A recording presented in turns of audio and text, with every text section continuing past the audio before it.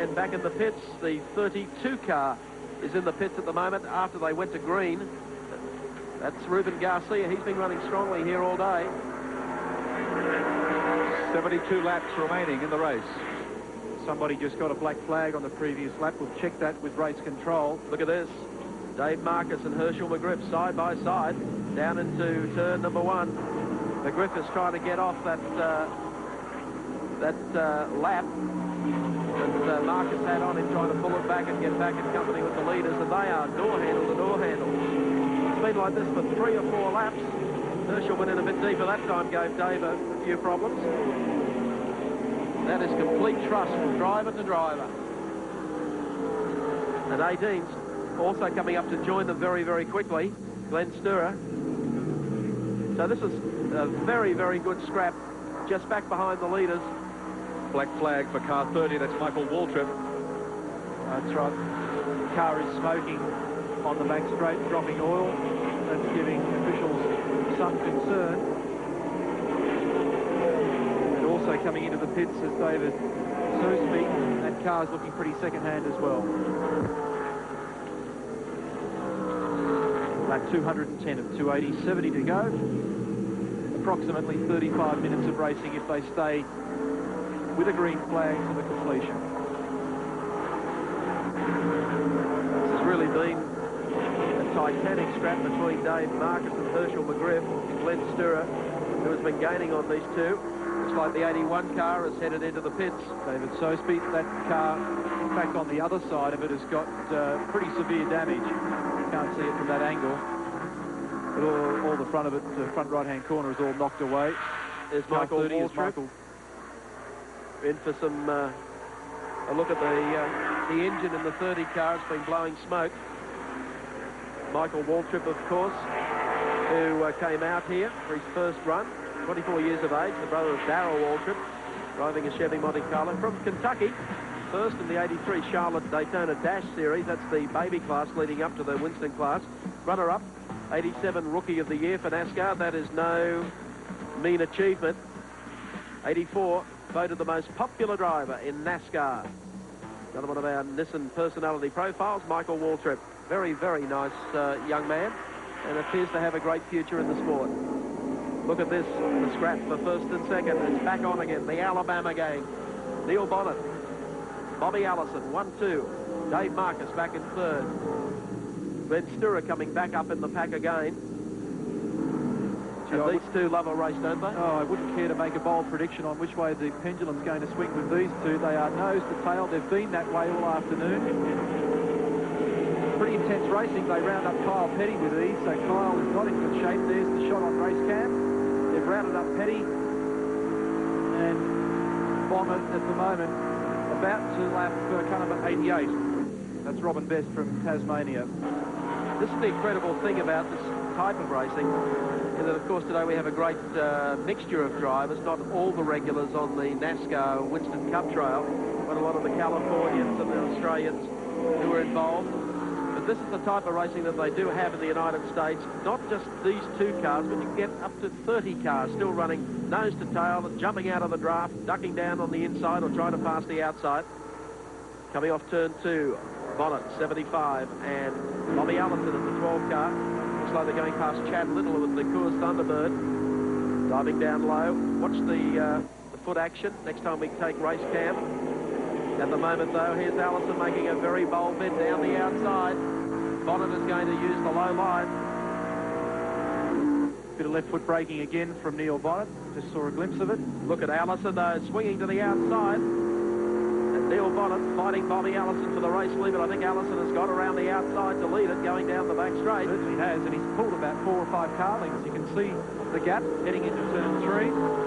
Allison's amazing when he gets up on that high line. I don't know how he gets the speed out of the car and keeps it off the wall. A fast groove at tracks like Daytona, we find are probably only less than a metre off the wall, and no one drives them higher than Bobby Allison. Let's check them out on the Castrol scoreboard. Bobby Allison is your race leader in the Buick, clear of Neil Bonnet, the Valvoline Pontiac. Dave Marcus is third. Fourth, and Bob Howard rounds off the top 5. Thunderdome. Bob Howard in the Pennzoil car coming back into the pits, and the reason he is heading into the pits is what you're about to see on the Goodyear recap. Wham, slam, straight off the wall, around sideways and back down across the infield into the grass area. Not too much in the way of space between there and the concrete wall. So Bob Howard has had a big hit, and that has brought out the yellow flag. Now 225 laps completed of 280. The lure of racing in a strange and faraway land has a strong pull on some people. This car was in the ship that sailed from Los Angeles, was on the water for 3 weeks, and in it was an unwitting stowaway, the engine builder. He was put in the car by its owners. He was provided a sleeping bag, a pillow, as you can see, there wasn't much room in there, and certain provisions. He couldn't stand the confinement, and after 3 days he came out of the ship and was arrested by the captain. He was turned over to Australian immigration authorities, deloused, they say, quarantined for 2 days, and then released in the custody of Calder Thunderdome owner Bob Jane. He's here on the grounds now, working off his return fare, doing menial labor. Mitch, this is Mitch Clown, the famous stowaway. Mitch, what was in the car besides the sleeping bag and the pillow?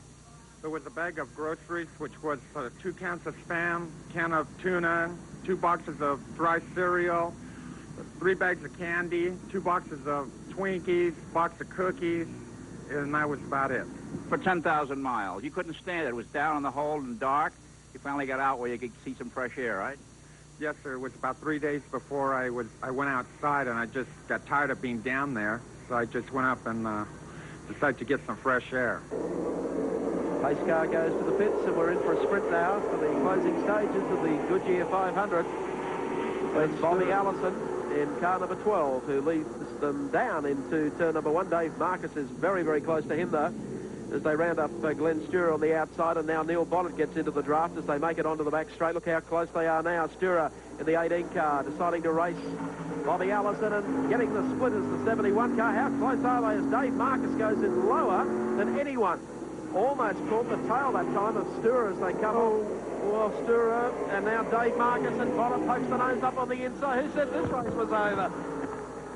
Lap 228.